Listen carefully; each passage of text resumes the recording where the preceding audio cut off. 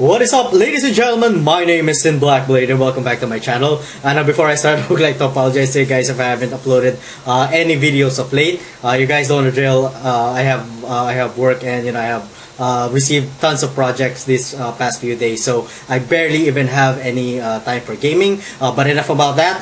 Welcome to the Monk build for Season 2. Now this build will revolve around using the brand new bracers, which is the Gungdo Gear, which allows the exploding palm to basically cascade from monsters to monsters, which is actually pretty good, and it's actually pretty OP. And of course, this build will also revolve around using the two particular sets, which is the INCENSE set paste over here and the Sun Wuko's set. Now, before we go over the build, let's go over the weapon first. Any two-handed weapon type will do, but I suggest that you guys get the incense torch of the Grand Temple, because that reduces the spirit cost of the wave of light by 40 to 50%. So what that will allow you guys to do is to continuously cast the wave of light without actually thinking too much of the spirit cost of the skill. But if you cannot get the that particular Daibo, then any two-handed weapon type will do. Particularly if you guys could get an ancient type two-handed weapon or a Daibo, anything will do, just as long as it make sure that it's ancient type. And you may want to get something similar to this one. It has a percent damage, dexterity, vitality, and of course, if you can, add a socket over there. Sad that this one already rolled with a damage and without a vitality, so I had to re-roll one stat into the vitality and then add a socket in there by using the Ramalantis gift. For our boots, we are going to be using the crudest boots for this build, because what this will allow us to do is it will allow us to basically gain the effect of the Mystic Ally twice. As you can see, the Spirit Regen is at 4 per second, but if you have the crudest boots, the Spirit Regen is then turned into 8, and then if you click that, it's not actually 100. You don't actually gain 100 spirit, but you actually gain around 200 spirit. So that's going to be really essential for the build. And then of course we're going to be using the 3-piece in a set, particularly the pants, the belt, and then the chest piece. For the rest of the gear, we are going to be using the Sun Wuko's Paws, the Sun Wuko's Balance, and preferably the Sun Wuko Shines. I am going to be honest that the Sun Wuko Shines is one of the hardest amulets to find in the game. It's actually one of the pretty rarest, so you may have a particularly hard time in finding this one. But if you can't find that, then you could go with the then you could go with the helmet instead, which is the Sun Wuko's Crown, which is actually also pretty good. But then when it comes to our helm, one of the primary gears that you need is the Leorics Crown for the increased effect of any gem socketed into the helm, which is in this example is at 96%. This will be partially based on partially be cooldown based, so you will want to get your cooldown levels to up until probably 50% if you can. But then if you don't have the amulet and you're going with the Sun Wuko's Crown, then you're going to probably have roughly at about 35 or 30%. I'm not exactly sure of the math there, but yeah. As much as possible, you need to find the Sun Wuko Shines for this build, and then for your helm, you will need to use the Leorics Crown with the diamond gem to reduce the for some more cooldown reduction. When it comes to when it comes to your 2 rings, of course, you will need the Unity ring. I haven't really found one yet. It's pretty hard, I haven't found one on my barbarian, and I didn't find one on my monk. So that thing is really hard to find ring.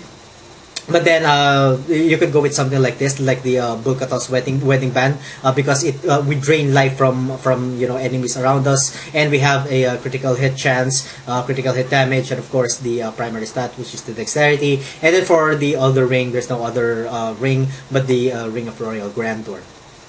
Now, for the gems, you can go with the most common unique gem for the build, which is the Taigok. But what you need to do when you're going to use the Taigok skill unique gem is you'll need to use the sweeping wind, very often, in order for you to gain the stacks of damage. In this case, it's at 45 times. So at first, I actually tried it, but I got pretty tired of just spamming the sweeping wind to get all of the stacks up, and I don't really find that really enjoyable. So instead, what I used is the Mirane, and I leveled this up to rank 35. What this does is it now deals 3,400 weapon damage as holy, every 5 seconds, or sometimes 2 or 3 times, within the 5-second interval. So it's basically doing the same or probably even more amount of damage as the Taigok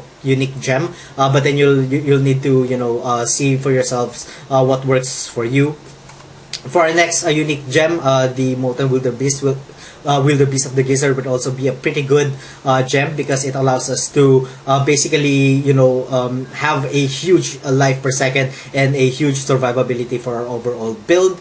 The last gem is, you guys could probably play around with this one. I chose the Bane of the Trap. You guys may want to choose also the Gogok of Swiftness if you want some more additional cooldown reduction, or you guys may want to use the Bane of the Powerful for the increased damage against elites by 15%, and of course the 20% increased damage for the given duration, whatever the rank of the gem is. Alright, so I guess that's about it. There are no other things that you could do. If you don't want the Ina set, you can also go with the Captain Crimson set for the additional cooldown reduction if you want to go by that route, and if you don't want to go with the Ina set. But I do suggest that you guys get the Ina set instead, because you're going to get 4 free auras, which is really good. You get the Mantra of Retribution, you get the Mantra of Salvation, you get the Mantra of Healing, and you get the Mantra of Conviction, all at the same time. The base attributes of those auras will also be good. But if you want, you can always go with the Crimson set to further improve your cooldown reduction. Alright, so let's go into our skill. Of course, we are going to be using the Exploding Palm with the rune Shocking Grasp. There's no other rune that that will complement the Gungdo the Gungdo Gear other than the Shocking Grasp. Of course, I forgot to mention that if you can roll the lightning damage on the Gungdo Gear, go ahead and do so. I got a pretty bad roll here, as it rolled a fire damage instead of a lightning damage. So you guys might want to go with the lightning damage instead if you guys can. All right. So yeah, Exploding Palm and Shocking Grasp. Again, we are going to be using the Wave of Light with the Pillar of the Ancients. This is going to deal a huge amount of DPS. Aside from the 635%, we then get a 785% for the next succeeding 3 seconds, which is actually pretty good, and that actually stacks up. When you cast the Wave of Light, continuously, so you're going to deal a huge amount of damage within 3 or more seconds. For our utility skill, we are going to be using the Dashing Strike with the Way of the Falling Star for the increased movement. Basically, you have a lot of choices here, depending on what you really want. It doesn't really matter, but for me, I really like the 20% increased movement speed after we cast the Dashing Strike. For the next skill, we are going to be using the Sweeping Wind with the Inner Storm. This will, of course, increase our spirit regeneration per second, which is very essential for this build. For next skill, we are going to be using the Mystic Ally with the Air Ally, again for the spirit regeneration. Since we have the crudest boots on, this is going to be at 4 4 spirit regen per second, which is going to be really good. And for the last skill, we are going to be using the Epiphany with the Desert Shroud. This is going to be your lifesaver in the game. The damage mitigation of the Desert Shroud is pretty amazing at sitting at 50%, which is it's going to help you when it comes to tight situations. And of course, when you have your Epiphany up, you won't get frozen, or you won't get any immobilized effects on your character. So you may want to choose this one. There are some builds out there that doesn't really use the Epiphany for the build. What they actually use is the Binding Flash and then the Fate of Light. What this does is, when you use the Binding Flight, the Blinding Flash, we deal a additional 29% increased damage for 3 seconds. After using the Blinding Flash. So what's that going to do is, you cast the Blinding Flash, and then you cast the Exploding Palm, and then quickly cast several Wave of Light, all on the 3 second all on the 3 second 3 second interval to get the most of the 29% increased damage. Some people are also using the Serenity with the with the Ascension. Basically, it just makes you immune for 4 seconds, which is also a lifesaver, depending of course on your build and what kind of gear you currently have. This could also be a good option for you guys. Yeah, so I guess that's about it when it comes to our passive skill trees. Passive skills, we are going to be using the Unity for the increased overall damage that we can do. The exalted orb, exalted soul. Oh my god, did I just say exalted orb?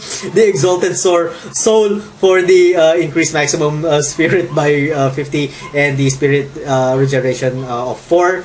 And then since this is a cooldown reduction build, we are going to be using the Beacon of Itar and the all-encompassing Harmony for the 40% increase of all resist based on what is the highest resistance on all of our gear. Currently, all of our resistance is at 1.3k and above. Our fire resistance and our lightning resistance is at 1.5. Poison resistance is at 1.3, and arcane and holy resistance is at 1.6. Our life per second is really good at sitting at 70k per second. We also have a life per hit there at 7k, which is not it's not really that important. And our crit hit chance is not really good at 40%. I really wanted to push this to around 50%, but I wasn't really lucky when it comes to farming the Ring of Royal Grandeur. Every time this ring drops, it always has an attack speed instead of crit chance. So yeah, I haven't been lucky in getting a crit chance based Ring of Royal Grandeur. And our critical hit damage is sitting at 371%, and our total life is at 620k. For our Paragon levels, we placed everything on dexterity, and then 12% on the movement speed just to cap it out. And for our offense, everything you need to max out the cooldown reduction, of course, since this is based on the cooldown reduction build. And of course, I wanted to reach at least 40%, so I put 1% on the critical hit chance, and then everything else when I level up, I'm going to dump it all on critical hit damage. For defense, you'd want resist all. I did put mine on life regeneration, but if you feel like you're taking a lot more damage, then I suggest that you go with armor instead. If you don't have your life up until 600k, then I suggest you go ahead and put some points on the life percentage instead. For utility, everything is on area damage, and the rest is on life on hit. I did want to go for resource cost reduction, but I'm not really having that much problem when it comes to casting the Wave of Light, so I just placed everything on life on hit, so that I have a little bit more survivability in there. But the resource cost reduction is also pretty good if you guys want to check that one out. Alright, so I guess I have discussed everything. Did I forget anything? Yeah, again, if you can, get the Unity Ring, discuss about that. So yeah, I guess that's about it. So let's get into some gameplay. I did open, we are at T6, and I did open a rift over here. I'm hoping that we could, I could finish or play this fast enough so that we could get a boss skill. Oh my god, I am lagging. Oh yeah, I do apologize for the lag, guys. Last night it wasn't like this. I wasn't. Whoa, what the hell? Oh shit. Sorry, that was a lag. That was a lag. As you can see, my MS is very high. My latency is very high. So yeah, I've been getting really bad lags. Yeah, I shouldn't have died there, but because of the lag and because I was talking while playing, I died. But I wasn't supposed to die there. But either way, so how the build works is that you what the hell? Whoa! Take it easy. All right. So basically, how the build works is you cast the exploding power. What the hell? And then you continuously cast the wave of light. God damn it! I hate this. I cannot really postpone on making the video. I really had to make the video, immediately. So yeah, I do apologize for the lags over there and the death. I wasn't supposed to die. What? Come on, die already! Jesus! Oh my god! I don't know what's up with the lag. I've asked some guys on the general chat, and most of them were not having any lag issues. I'm probably having the lag issues, probably because I'm on the Southeast Asia part, here in the Philippines. But either way, so I guess that's about it for this episode, guys. So thank you so much for watching. If you guys enjoy the content, please like, comment, and subscribe. And as always, gonna see you guys on the next one of my video. Have a good one. Simply because there is there's always a guaranteed, what do you call this? There's always a guaranteed elite pack over here. Now we're just going to show you the damage once we get our buffs up.